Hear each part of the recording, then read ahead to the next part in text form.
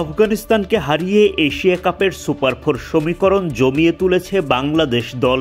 লিটনদের সামনে অন্তত 4টি ভিন্ন ভিন্ন সমীকরণের দরজা খোলা, যার যে কোনো একটা মিলে গেলেই সরাসরি চলে যাবেন সুপার ফোরে।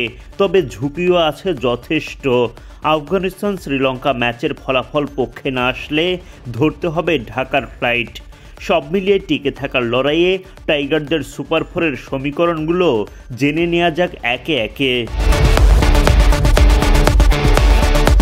এশিয়া কাপে বাংলাদেশ দল আছে বি গ্রুপে, যেখানে তাদের সঙ্গী শ্রীলঙ্কা, আফগানিস্তান ও হংকং। 4 দলের মধ্যে 2টি দল জায়গা পাবে সুপার ফোরে। টানা 3টি ম্যাচে পরাজয় বরণ করে হংকং ইতোমধ্যেই দেশের পথ ধরে ফেলেছে। তাদের জন্য অবশ্য টুর্নামেন্টে অংশগ্রহণই ছিল বড় সাফল্য। বি গ্রুপ থেকে সুপার ফোরের রেসে এখন টিকে আছে বাংলাদেশ, শ্রীলঙ্কা ও আফগানিস্তান। বাংলাদেশ ও হংকংকে হারিয়ে 2 জয়ে পূর্ণ 4 পয়েন্ট নিয়ে তালিকার শীর্ষে অবস্থান শ্রীলঙ্কার।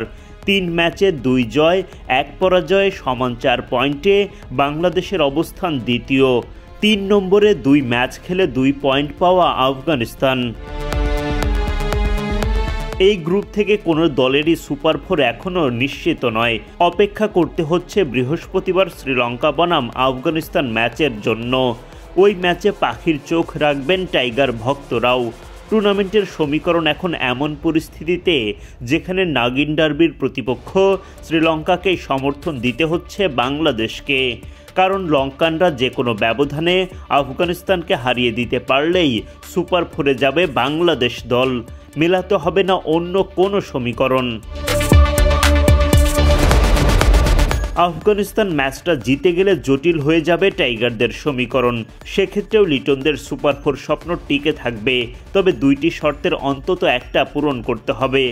আফগানিস্তান আগে ব্যাট করে যদি 180 রান করে, তাহলে রশিদদের ম্যাচটা জিততে হবে 71 রানের ব্যবধানে। আর যদি পরে ব্যাট করে তাদের সামনে লক্ষ্য দাঁড়ায় 120 রান, তবে অন্তত 53 বল হাতে রেখে জয় পেতে হবে।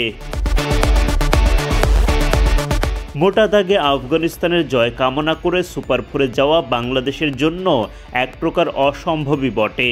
তাই তো বাংলাদেশিরা যদি কিন্তুর সমীকরণ থেকে রেহাই পেতে লঙ্কা আফগান ম্যাচে শ্রীলঙ্কাকেই সমর্থন দেবেন। এর বাইরেও আরও একটা পথ খোলা আছে।